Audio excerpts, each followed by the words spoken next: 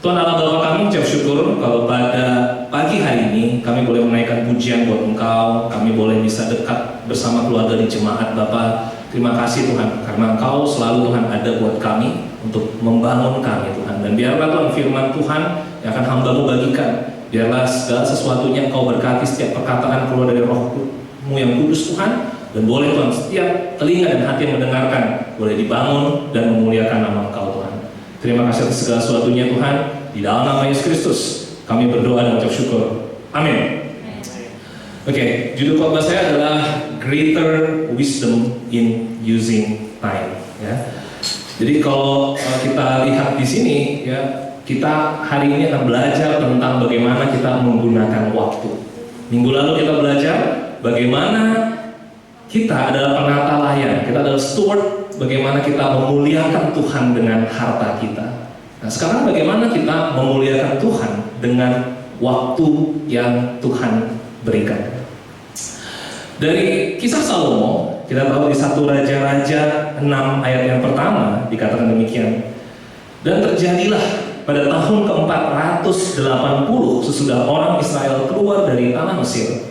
Pada tahun ke-4 sesudah Salomo menjadi raja atas Israel, dalam bulan Ziu, yakni bulan yang kedua, maka Salomo mulai mendirikan rumah bagi Tuhan. Lalu di ayat 37-38-nya, dalam tahun yang keempat, dalam bulan Ziu, diletakkanlah dasar rumah Tuhan, dan dalam tahun yang ke-11, dalam bulan Bul, yaitu bulan ke-8, selesailah rumah itu dengan segala bagian-bagiannya dan sesuai dengan segala rancangannya. Jadi 7 tahun lamanya ia mendirikan rumah itu. Ya, lihat ya, Raja Salomo setelah dipercayakan dia menjadi raja, tahun keempat dia mulai bangun bait Allah, mulai bangun rumah Allah. Bagus kan? Bagus. Dan dia invest waktu 7 tahun membangun bait Allah, ya, sampai kepemimpinannya yang tahun ke-11 di kerajaan Israel. Tapi lihat, 1 Raja-Raja 7 ayat 1 mengatakan apa? Salomo mendirikan istananya sampai 13 tahun lamanya, barulah selesai seluruh istananya itu. Jadi dia membangun rumah Allah 7 tahun, tapi dia membangun istananya sendiri berapa lama? 13 tahun. Apa yang kita bisa lihat dari kira-kira apa yang dipikirkan Salomo? Rumah Allah dia invest waktu 7 tahun. Itu waktu yang serius, tidak sebentar. Tetapi istananya sendiri dia bangun dengan 13 tahun. Ya. Kita bisa lihat bahwa ada kemungkinan di hati dan pikiran Salomo, apapun yang dia dipercayakan dari Tuhan kepadanya, dia juga memikirkan kepentingannya dia, kepentingan hidupnya, istana saya bagaimana. Ya. Padahal Tuhan Allah sudah berkata kepada Salomo, kan kamu saya percaya menjadi raja. Ayat 11-nya di pasal 6 dikatakan demikian. Mengenai rumah yang sedang kau dirikan ini, jika engkau hidup menurut segala ketetapanku dan melakukan segala peraturanku dan tetap mengikuti segala perintahku dan tidak menyimpang daripadanya, maka aku akan menepati janjiku.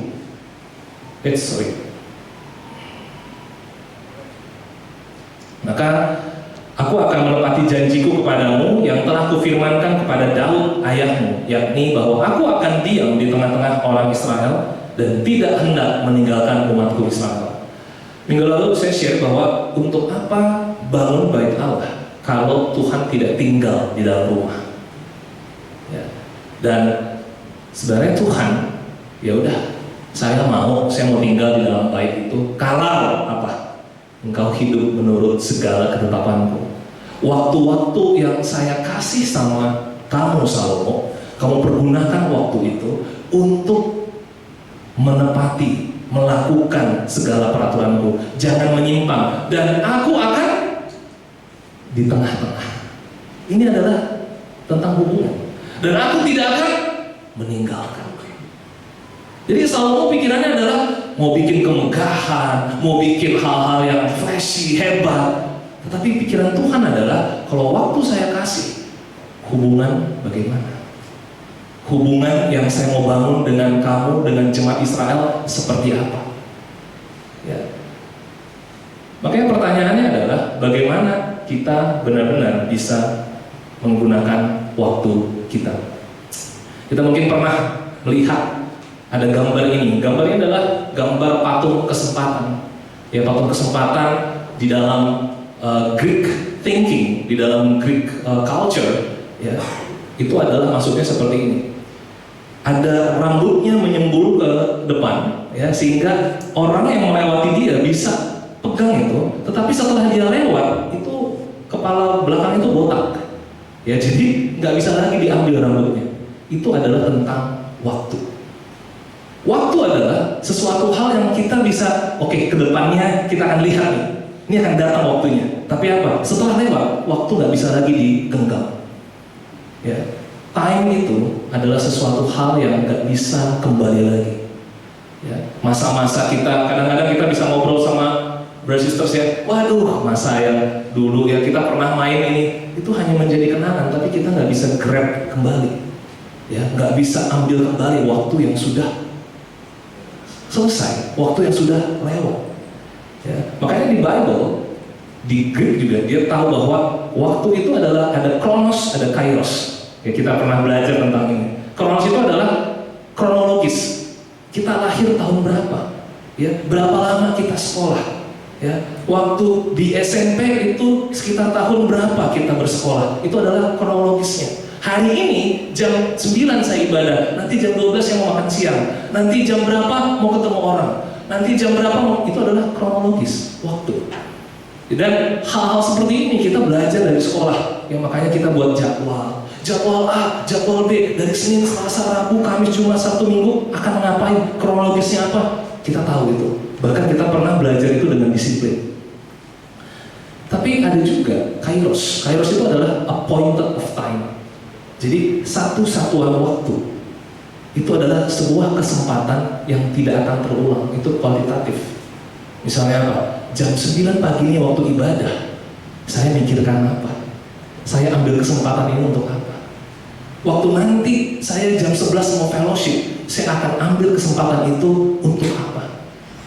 Ya, dan itu berhubungan dengan kehendak Tuhan. Ya, begitu banyak kronos-kronos yang kita lewati, tapi mungkin kita nggak pernah melihat tentang kairosnya. Ya, ini hal yang kita perlu belajar. Makanya orang bisa capek di dalam kehidupan. Kenapa? Aduh, nanti ada jadwal ini ya, jadwal ini lagi ya. Jadi bukan lagi melihat tentang kesempatan apa yang akan Tuhan berikan di jadwal-jadwal tersebut. Orang tidak bisa menikmati lagi. Nah, poin saya yang pertama adalah kita harus mengerti dulu waktu yang diberikan dari sisi kekekalan. Mazmur 90 ayat 2 dikatakan demikian. Sebelum gunung-gunung dilahirkan dan bumi dan dunia diperanakkan, bahkan dari selama-lamanya sampai selama-lamanya, Engkaulah Allah. Ya, kita tahu tak terhingga itu biasanya disimbolkan dengan simbol seperti ini. Ya, artinya apa? Nggak ada ujungnya. Tuhan Allah kita itu tidak ada ujungnya. Ya, Kejadian 1 aja kita udah membaca bahwa pada mulanya Tuhan menciptakan langit dan bumi. Jadi yang pertama apa? Loh, Allahnya kapan adanya? Ya, dia adalah awal dan akhir. Pokoknya kita nggak tahu kapannya dan akhirnya kapan, nggak ada. Makanya ini adalah eternal, selama-lamanya. Tadi ada lagu Tuhan Yesus baik dari selama-lamanya sampai selama-lamanya. Amin. Ya, kehidupan kita, misalnya tadi Andreas ada sharing ya, bahwa waduh kalau saya pun meninggal, ya udah memang itu yang dikatakan Tuhan. Tapi apakah memang waktunya dia berhenti? Enggak, ada di kekekalan. Jadi kekekalan itu membuktikan bahwa memang tidak ada ujungnya. Ya, waktu itu tidak ada ujungnya. Nah, waktu di bumi dikasih ujungnya oleh Tuhan. Kita lihat di Kejadian 1 ayat 14. Berfirmanlah Allah, jadilah benda-benda penerang pada cakrawala untuk memisahkan siang dan dari malam. Biarlah benda-benda penerang itu menjadi tanda yang menunjukkan masa-masa yang tetap dan hari-hari dan tahun-tahun. Ya, jadi ini adalah pertama kali Tuhan membuat waktu, ya, supaya ada siang, ada malam, jam berapa lagi malam, jam berapa lagi siang, kapan matahari terbit. Waktu dia menciptakan benda penerang itu. Suatu nggak ada benda penerang, ya kita nggak akan ngerti waktu. Ya, di situ untuk menunjukkan masa-masa yang tetap. Sehari itu ada berapa jam, Itulah Tuhan ciptakan. Setahun itu ada berapa hari Tuhan ciptakan. Seminggu itu apa sih? Seminggu itu juga Tuhan ciptakan karena ada hari Sabatnya. Nah, hari ketujuh kamu istirahat ya, bangsaku, dari segala sesuatunya kamu ingat tentang saya. Ya, jadi satu minggu itu dikasih konsepnya sama Tuhan karena ada hari Sabat. Bulan karena ada perayaan orang Israel untuk ke Tuhan. Tahun itu adalah musim panen, musim menabur yang Tuhan kasih supaya apa? Kamu tahu waktunya.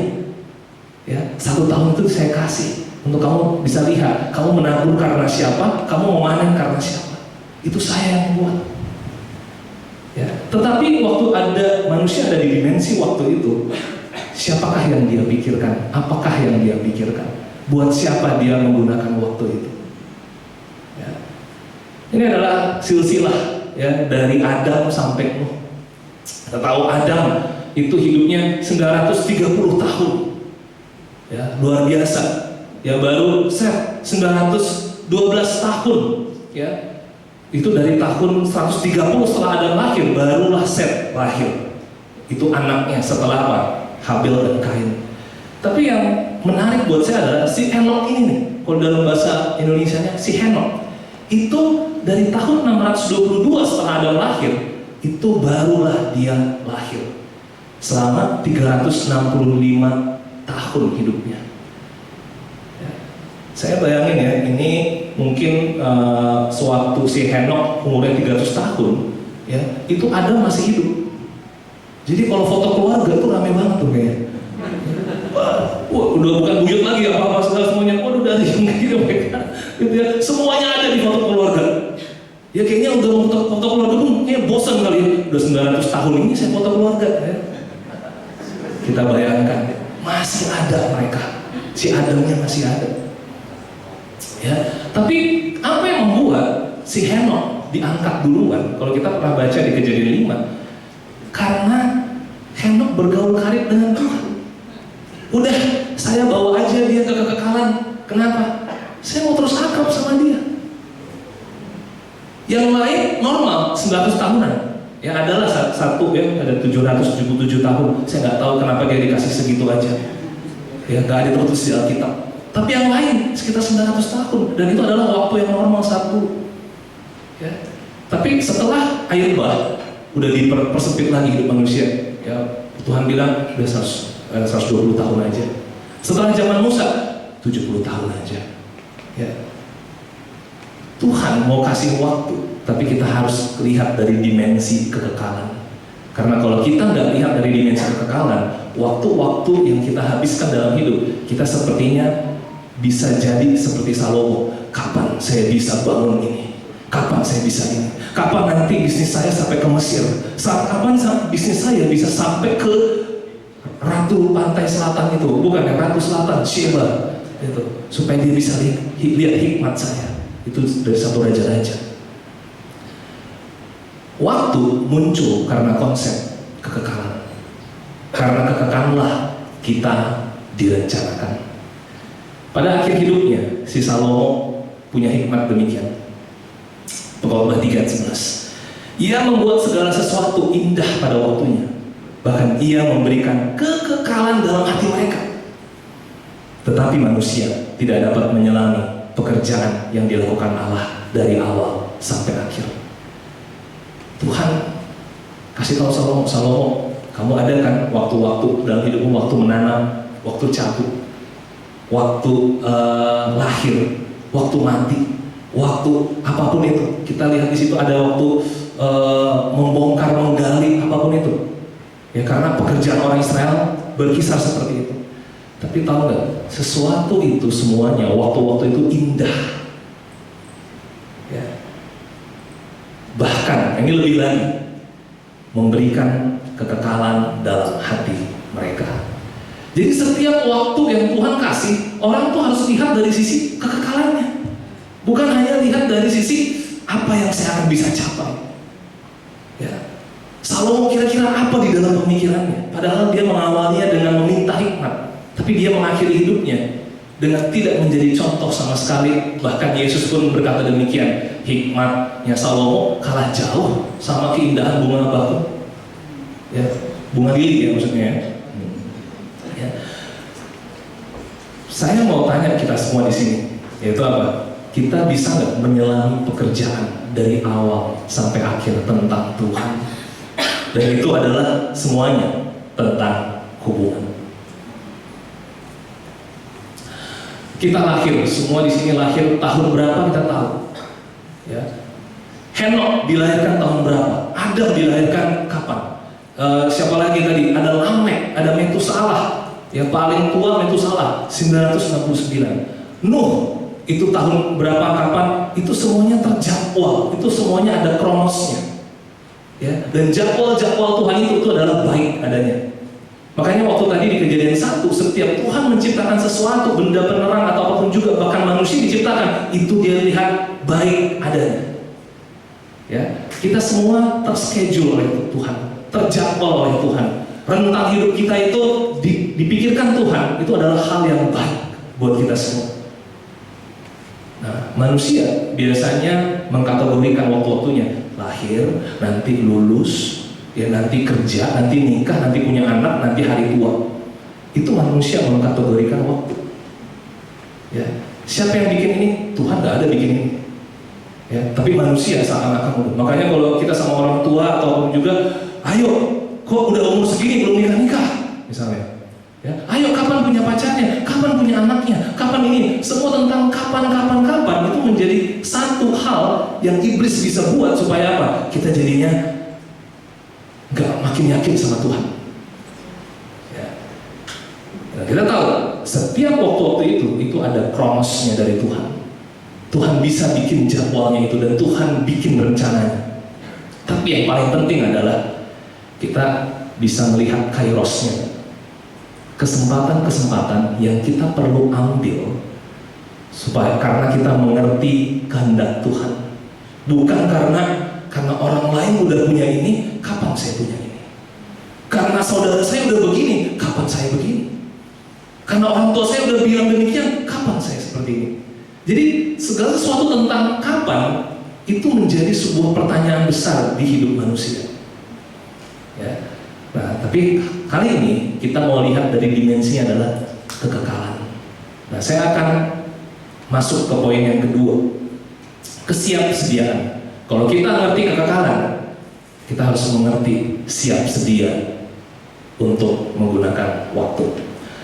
Nah, kita lihat di buku Amsal, ini pun Salomo juga yang menulis. Ya, jadi sebenarnya luar biasa hikmat Salomo, cuman hikmatnya masih kalah sama hikmat Kristus. Amsal 6 ayat 6 sampai 11 dikatakan demikian. Hai pemalas, pergilah kepada semut, perhatikanlah lakunya dan jadilah bijak. Biarpun tidak ada pemimpinnya, pengaturnya atau penguasanya, ia menyediakan rotinya di musim panas dan mengumpulkan makanannya pada waktu panen. Hai pemalas, berapa lama lagi engkau berbaring? Bilakah engkau akan bangun dari tidurmu? Tidur sebentar lagi, mengantuk sebentar lagi, melipat tangan sebentar lagi untuk tinggal berbaring. Maka datanglah kemiskinan kepadamu seperti seorang penyerbu, dan kekurangan seperti orang yang bersenjata. Amin. Ya, lihat ayat ini begitu tegas, begitu serius. Ya, masa pandemi mungkin ada banyak kita masa-masa rebahan berbaring ya satu sama lain. Tapi segala sesuatu Tuhan mau ingatkan begini. Ya, jangan sampai kita menunda-nunda. Yang Tuhan mau adalah kita punya nggak hikmat karakter untuk mengumpulkan, untuk menyediakan. Karena waktu dikasih kairos sama Tuhan tentang musim panas, musim panen, itu waktunya dikasih Tuhan. Mereka harus ambil kesempatan itu. Kalau mereka nggak ambil kesempatan itu, ya, mereka pun tidak akan bisa hidup. Mana yang lebih penting, time atau money? Ada banyak orang berkata time is money. Ya, tapi kalau kita mengerti Alkitab, ya, money itu hanya alat. Oke, tapi seharusnya time itu jauh lebih penting dibandingkan dengan money. Karena di time ini, di waktu itu, waktu kita bisa menggunakan kesempatan, kita bisa punya hikmat, ya, itulah kita bisa punya kehidupan dan kita mengerti kekekalan. Tapi banyak orang menggunakan waktunya apa? Ini waktu untuk cari uang. Kalau ini waktunya nggak kita cari uang, bahaya ini. Ini waktunya untuk kita benar-benar invest, ya. Makanya ada banyak orang mau invest. Kenapa? Karena dia mau cepet-cepet.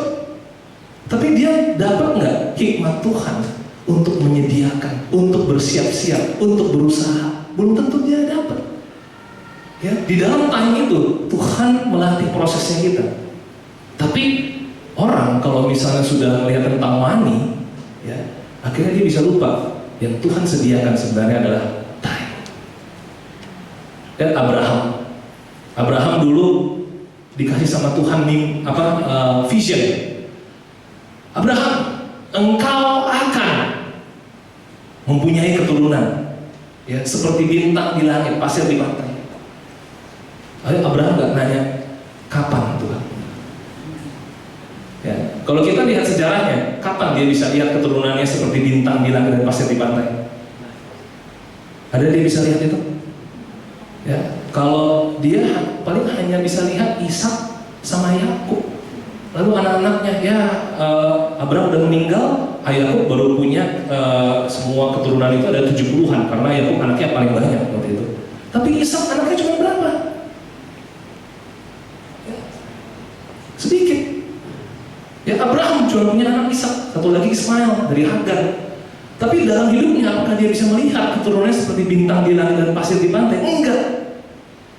Ya, dia sudah meninggal duluan, nanti dia di kekekalan baru bisa lihat. Wow, benar ya bangsaku ini luar biasa. Tuhan itu benar. Tapi apa? Ini dimensi kekekalan, bukan dimensi pas dia hidup. Berarti Tuhan bohong kok? Enggak, karena kita hanya melihatnya dari dimensi waktu di bumi. Itu yang membuat kita jadi banyak khawatir, jadi banyak melihat, kok di bumi ini kok kayak begini. Padahal kalau kita ngerti Tuhan, ngerti time yang Tuhan kasih, ya, kalau kita lihat dari dimensi kekekalan, kita jadi, wow, Tuhan benar. Karena hidup yang paling penting adalah di kekekalan nanti. Itu mau yang paling tua hidup di bumi 999 tahun, tapi dibanding kekekalan jutaan tak terhingga itu nggak ada apa-apanya 999. Ya, tapi yang Abraham hebat adalah apa? Dia menggunakan kesempatan demi kesempatan yang Tuhan kasih dalam hidupnya. Bahkan waktu dia disuruh, ini satu kairos, waktu disuruh korbankan Ishak, dia korbankan. Tapi coba kalau dia, entarlah Tuhan, masih terlalu berat buat saya mengorbankan anak saya belum siap Tuhan, saya tunda dulu ya Tuhan. Mungkin Tuhan mau cari lagi orang lain, siapa yang benar-benar mau menggunakan kairosnya dalam hidupnya untuk Tuhan. Tapi kalau Abraham gak mau ngerti Tuhan, gak mau ngerti kehendak Tuhan, kenapa? Kehendak Tuhan terlalu capek buat saya, kehendak Tuhan itu terlalu menyakitkan buat saya.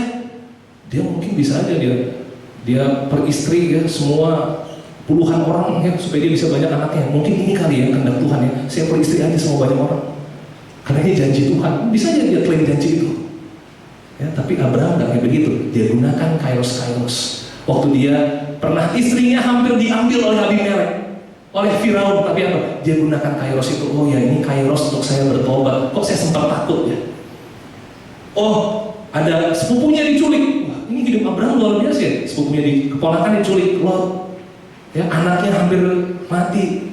Ya, istrinya hampir diambil. Ya, ada yang pernah kalian ngalamin hidup kayak begitu? Ya, coba kalau kita ngalamin kayak gitu, kok ngalamin itu semua ya? Ya, kayaknya kita melihat Tuhan ini nggak benar. Ya, lihat Yusuf pada waktu itu dikasih janji sama Tuhan lewat mimpi bahwa apa? Nanti berkas-berkas daripada hasil panen saudara-saudaramu itu akan tunduk kepadamu. Wah, Yusuf mungkin awalnya sombong, dia cerita, nggak ada hikmat ya. Tapi apa? Waktu dia dibuang sama saudaranya, diambil kairos itu. Oke, saya dibuang, saya menderita, saya ambil kairos ini untuk makin ngerti Tuhan. Belasan tahun kemudian dia benar-benar jadi apa? Penguasa kedua di tanah Mesir. Dan benar bahwa saudara-saudaranya tunduk kepada dia karena dia adalah penguasa kedua di tanah Mesir. Yang saya mau katakan di sini adalah Yusuf ambil kairos penderitaan demi penderitaan. Yusuf ambil momen-momen, entah itu momen bahagia, entah itu momen sedih, momen menderita, tapi dia berhasil untuk selalu siap sedia di dalam waktu-waktu itu. Kenapa? Setiap waktu itu indah. Ya, dan di setiap waktu itu ada momen kekekalannya, ada definisi kekekalannya. Kalau kita nggak ngerti itu, kita hanya melihat waktu ini, oke, ini kapan ini begini, kapan terjadinya. Ya? Mari kita buka di Matius 16 ayat 2-4. Tetapi jawab Yesus, pada petang hari karena langit merah, kamu berkata, hari akan cerah. Dan pada pagi hari karena langit merah dan redup, kamu berkata, hari buruk. Rupa langit kamu tahu membedakannya, tetapi tanda-tanda zaman tidak. Angkatan yang jahat dan tidak setia ini menuntut suatu tanda, tetapi kepada mereka tidak akan diberikan tanda selain tanda Nabi Yunus. Lihat di sini bahwa Yesus tegur orang Farisi. Kenapa? Karena orang Farisi dia selalu, Tuhan, mana buktinya engkau adalah Yesus Tuhan? Orang Farisi bertanya seperti itu. Yesus langsung bilang, kok kamu hanya ngerti kronos? Ya, kalau pagi langit merah, kamu tahu tandanya. Kalau langit merah dan redup, itu hari buruk. Kamu hanya ngerti kronos dari sisi kamu. Tapi kamu tahu nggak tanda Nabi Yunus? Wah, Tuhan mau ambil kairos ini. Ya, apa maksudnya? 4 pasal sebelumnya, Yesus pernah juga berkata tentang tanda Nabi Yunus ini. Sebab seperti Yunus tinggal di dalam perut ikan 3 hari 3 malam, demikian juga anak manusia akan tinggal di dalam rahim bumi 3 hari 3 malam. Pada waktu penghakiman, orang-orang Niniwe akan bangkit bersama angkatan ini dan menghukumnya juga. Sebab orang-orang Niniwe itu bertobat setelah mendengar pemberitaan Yunus, dan sesungguhnya yang ada di sini lebih daripada Yunus. Pada waktu penghakiman, ratu dari selatan itu akan bangkit bersama angkatan ini, dan ia akan menghukumnya juga. Sebab ratu ini datang dari ujung bumi untuk mendengar hikmat Salomo, dan sesungguhnya yang ada di sini lebih daripada Salomo. Amin. Tuhan kasih tahu ke orang Farisi, tahu nggak tanda Nabi Yunus? Ya, tanda Nabi Yunus itu adalah apa? Yunus dikasih waktu sama Tuhan untuk, ayo tobatin orang Niniwe. Tapi karena orang Niniwe ini adalah orang Asyur yang juga meruntahkan Israel, mungkin keluarga dari Yunus juga ada banyak dihabisi oleh orang Niniwe. Dia nggak bisa lihat itu sebagai sebuah kesempatan, dia nggak bisa lihat itu sebagai sebuah kairos. Kalau saya nolongin orang yang pernah bantai keluarga saya, nggak mau saya tolong mereka. Tuhan kasih kairos itu kepada Yunus, tapi Yunus nggak mau. Tetapi karena Yunus ini dikasih Tuhan, makanya dikasih kesempatan 3 hari 3 malam di perut ikan. Kamu mau ambil nggak 3 hari 3 malam itu untuk bisa merenung, untuk bisa bertobat? Kalau nggak tobat juga, wah, kamu kehilangan kairos ini, kamu kehilangan kesempatannya. Ya, tapi akhirnya Yunus ambil itu, lalu apa? Dia terkejut. Kenapa? Karena orang Niniwe mau bertobat. Ya. Nah, yang ada pada saat zaman Yesus itu disebut lebih hikmatnya, lebih hebat daripada waktu Yunus menobatkan orang. Nah, kita ambil nggak untuk kita bisa siap sedia, ya, untuk selalu bertobat, untuk selalu mempersiapkan hati kita, mempersiapkan hubungan kita. Ya. Jangan hanya melihat tanda waktu kronos, tetapi lihat kairos pertobatan yang Yesus berikan. Ini kairos momen, ya. Kalau misalnya waktu linear, ya, kronos itu garis lurus. Habis ini kita makan, habis makan nanti ketemu orang, habis ketemu orang nanti makan lagi, habis makan nanti meeting. Tapi kalau kita ngerti kairos, di dalam satu satuan waktu yang misalnya makan siang sama siapa, itu kita jadi apa? Saya udah rencanakan, saya udah lakukan, tapi saya akan amati, saya akan refleksi, saya akan diskusi. Kenapa? Mungkinkah itu adalah time yang Tuhan kasih untuk saya makin mengerti Tuhan dan makin bertobat lagi. Andreas dikasih kairos, mungkin berapa hari Andre di rumah sakit? 2 mingguan di rumah sakit. Ada time di mana dia break, ya, dia nggak sadar sama sekali. Ada time buat keluarganya, ya, terutama Ica, mungkin adalah waktu yang sangat sedih. Ini selamat nggak ya? Sembuh nggak ya?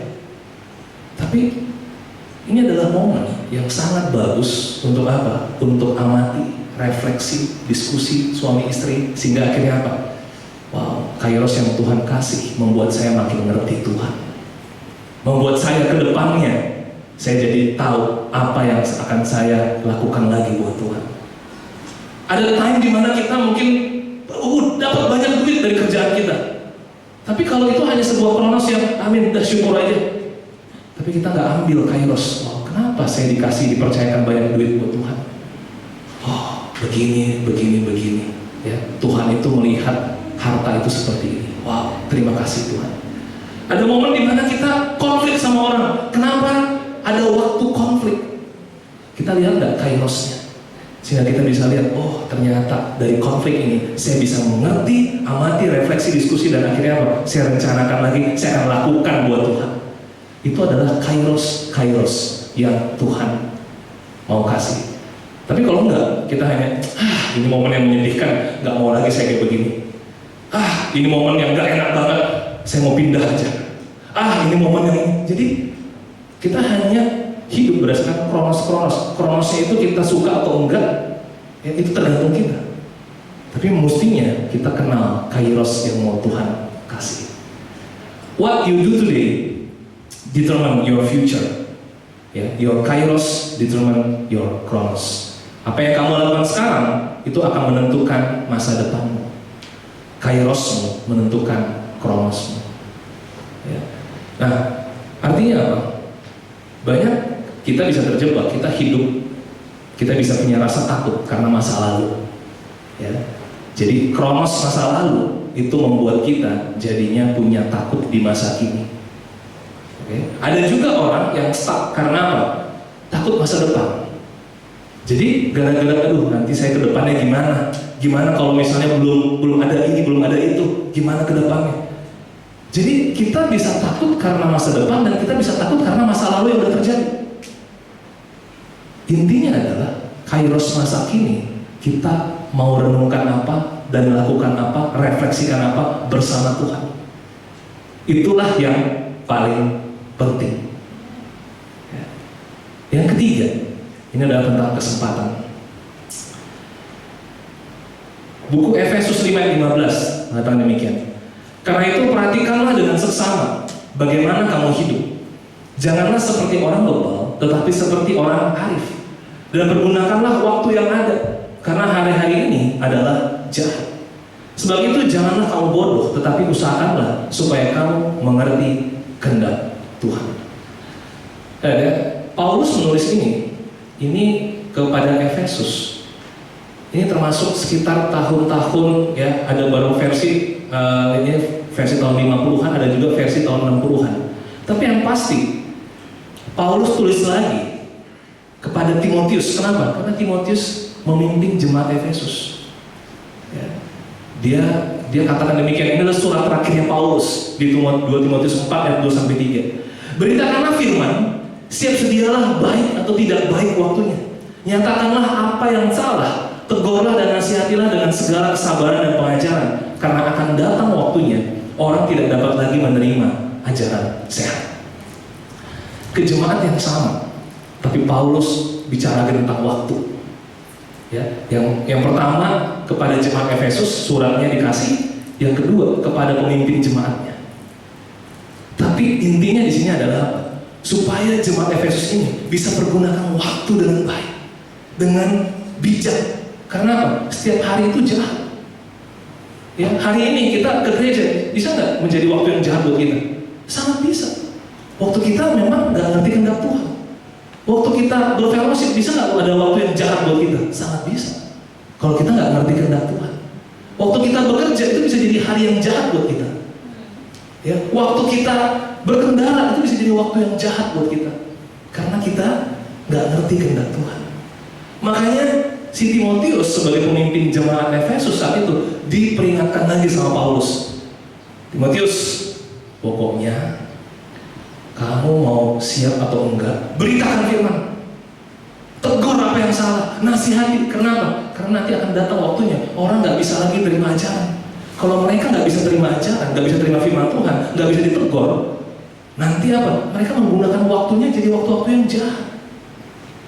Jadi sangat penting buat orang mengerti firman Tuhan, ambil waktunya untuk punya hubungan dengan Tuhan, supaya apa?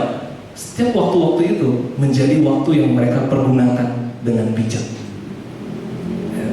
Nah, gimana caranya mempergunakan waktu?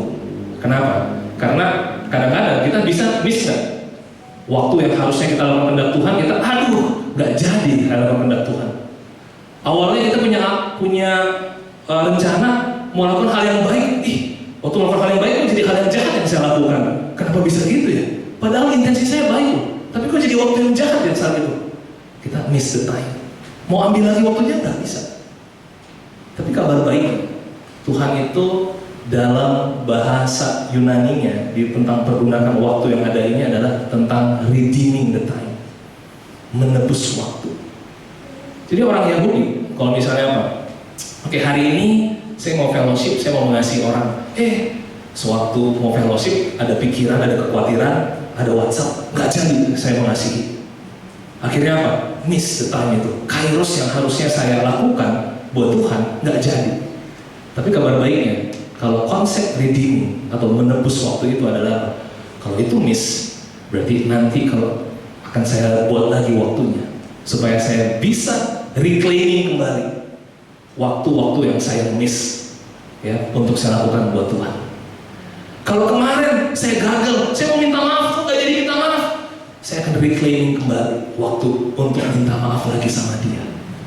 Kalau kemarin saya sempat nggak kerja keras, saya akan reclaiming kembali untuk saya mau kerja keras, saya akan create waktunya. Kenapa? Karena buat Tuhan, waktu kita mau redeeming the time, Tuhan mau bersama dengan kita. Tapi yang iblis ganggu apanya? Kairosnya. Supaya waktu ada waktu itu kita jadinya tunda lagi, nanti aja lah, ini lagi fokus ini, nanti aja kalau misalnya udah beres baru kita lakukan lagi kehendak Tuhan. Berarti iblis itu ganggunya di situ aja supaya kita miss all the kairos. Kita melewatkan semua kesempatan yang Tuhan kasih. Andreas tadi sharing udah 2 kali hampir mati, ya. Itu merupakan momen yang beautiful kairos sebenarnya, ya. Sehingga apa? Ya, kan kita nggak perlu ya 3 kali hampir mati lagi atau 4 kali hampir mati lagi untuk mengerti bahwa timing yang Tuhan kasih itu sangat-sangat precious, ya. Henok 300 tahun dikasih, diangkat sama Tuhan. Itu sepertiganya dari umur orang normal saat itu, ya. Kita mungkin umur normalnya 70-an lah, ya. Sepertiganya sekitar 23 tahun. Coba bayangkan 23 tahun kita benar-benar ambil nggak waktu yang berhikmat buat Tuhan, ya. Dan ini kan cuma ilustrasi saya aja. Nah, bagaimana kita mau mengaplikasikannya? Di Matius 6 ayat 25. Karena itu aku berkata kepadamu, janganlah khawatir akan hidupmu, akan apa yang hendak kamu makan atau minum. Dan janganlah khawatir pula akan tubuhmu, akan apa yang hendak kamu pakai. Bukankah hidup itu lebih penting daripada makanan, dan tubuh itu lebih penting daripada pakaian? Jadi hubungan itu lebih penting dibanding makanan, ya. Kalau di sini dikatakan hidup itu lebih penting daripada makanan. Kenapa? Kalau nggak makan gimana aja hidup? Tapi di sini yang maksud adalah hidup itu bukan soal makanan. Ada hal yang lebih penting daripada soal makanan, dari soal kehidupan, adalah mengasihi Allah dan mengasihi manusia. Banyak orang, keluarga, gara-gara makanan, gara-gara uang, berantem, nggak ngobrol lagi, atau misalnya merendahkan suami atau merendahkan istrinya atau merendahkan keluarganya. Gara-gara apa? Gara-gara uang, gara-gara makanan. Akhirnya time yang dia dikasih sama Tuhan bukan lagi tentang mengasihi lagi, bukan tentang hubungan lagi, tapi tentang ya nggak setor uang sama saya. Kemarin pinjaman aja belum dikasih, mau balikin. Jadi tentang itu semuanya. Gara-gara uang hubungan hancur. Ya. Nah, Tuhan mau bikin supaya time-nya kita, waktu kita, waktu hubungan lebih penting nggak daripada uang? Waktu bekerja, Kita sama ketemu sama bos kita ketemu sama karyawan atau teman kerja kita, hubungan lebih penting nggak daripada uang? Ya. Itu adalah hikmat, wisdom yang Tuhan kasih. Lalu apa? Kesehatan tubuh lebih penting daripada pakaian. Ya. Dulu saya ambil celana skinny, ya kan? Ini pun skinny, sekarang udah nggak cukup lagi. Ya, kenapa? Karena di Bali babi gulinya enak banget. 3 bulan pertama langsung naik 5 kilo. Habis itu saya bertobat. Ya, saya pernah bilang sama jemaat, saya akan turun 10 kilo, dan benar 10 kilo. Tapi sekarang udah naik lagi 8 kilo. Kesehatan penting, harus direncanakan. Tapi seminggu terakhir saya udah olahraga lagi. Ya, hasilnya belum kelihatan banget ya, tapi tenang aja jemaat ya. Time yang Tuhan kasih, kesehatan penting dibandingin pakaian. Maksudnya pakaian apa? Segala sesuatu yang melengkapi kita. Hidup saya akan lebih komplit kalau ada A, B, C, dan D. Ada gadgetnya malah jadi kurang tidur waktu ada gadget. Ya, bisa scrolling, time habis 1 jam, 2 jam, kurang istirahat. Jadi gak punya hubungan sama orang. Lihat ya, Yesus kasih wisdom tentang waktu. Waktu yang Tuhan kasih, apakah relationship sama Tuhan dan manusia itu jauh lebih penting? Tapi uang juga perlu kita cari nggak? Cari, harus makan. Ya, nah ada waktu untuk makan, ada waktu untuk cari uang, cari kerjaan. Tapi apa? Di waktu cari kerjaan itu, hidup lebih penting nggak? Relationship lebih penting nggak? Balik ke sana lagi. Ya. Makanya di ayat 27 yang membuat orang khawatir adalah ketika uang lebih penting dari hubungan. Orang khawatir kenapa? Waktu spend time sama orang dia mikirnya, aduh kerjaan ini gimana? Ini belum ini. Waktu mau mengasihi orang dia khawatir, ini bagaimana? Ini seperti apa? Ada banyak kekhawatiran. Padahal kekhawatiran itu nggak bisa menambahkan sehasta saja pada jalan hidup. Mau nambahin umur 1 tahun lagi nggak bisa. 1 jam lagi nggak bisa ditambahkan. Justru khawatir itu ya, mengurangi jalan hidup kita. Ya, makanya di atas semua itu mau kita 4-4-nya penting ya. Jangan dipikir ini nggak penting. 4-4-nya yaitu hubungan, makanan, kesehatan, pakaian, ya perlengkapan semua itu penting. Tapi yang lebih penting dari semuanya adalah nomor 1. Tetapi carilah dahulu. Jadi waktu kita buat jadwal, ada yang lebih utama. Carilah kerajaan Allah. Ya, karena di setiap waktu-waktu itu, waktu the kingdom of God itu utama, penting. Ya, Tuhan bilang apa? Semuanya akan ditambahkan kepadamu. Manusia selalu khawatir supaya apa? Waktu-waktu ini saya harus cari uang, harus cari ini. Kalau nggak ini ketinggalan sama yang lain. Orang investasi udah berapa saya ketinggalan. Ini waktu kita berlari terus nih. No, the kingdom of God first important. Makanya kesusahan sehari cukuplah untuk sehari. Ya. Sebab itu janganlah kamu khawatir akan hari besok, karena hari besok mempunyai kesusahannya sendiri. Kesusahan sehari cukuplah untuk sehari. Nabi Yeremia di buku Ratapan, waktu itu dia sudah dibuang ke Mesir.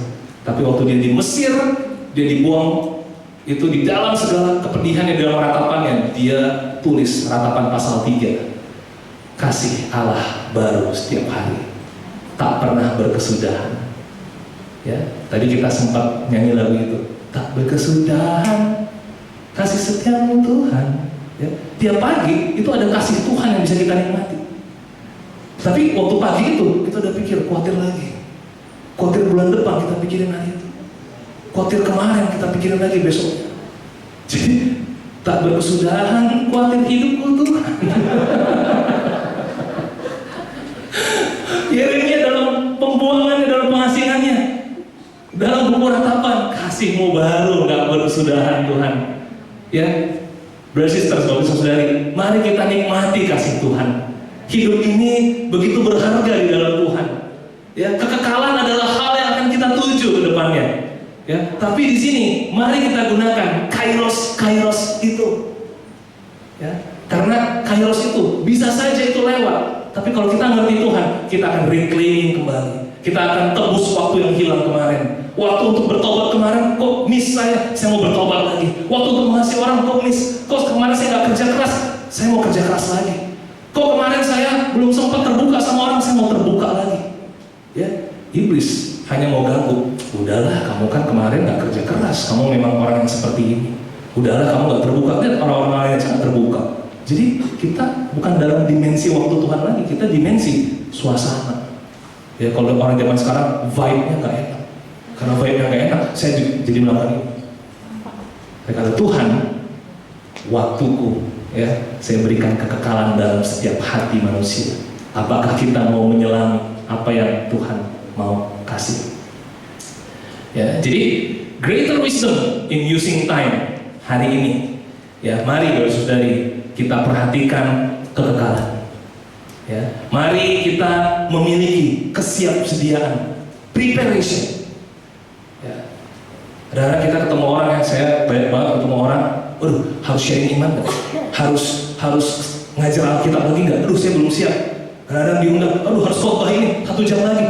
Siap, baik tidak baik waktunya, harus siap. Makanya apa? Sering kita prepare.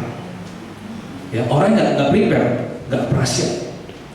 Oke? Lalu apa? Tebus kesempatan. Ada hal yang kita belum lakukan kemarin, lewat, nggak apa-apa.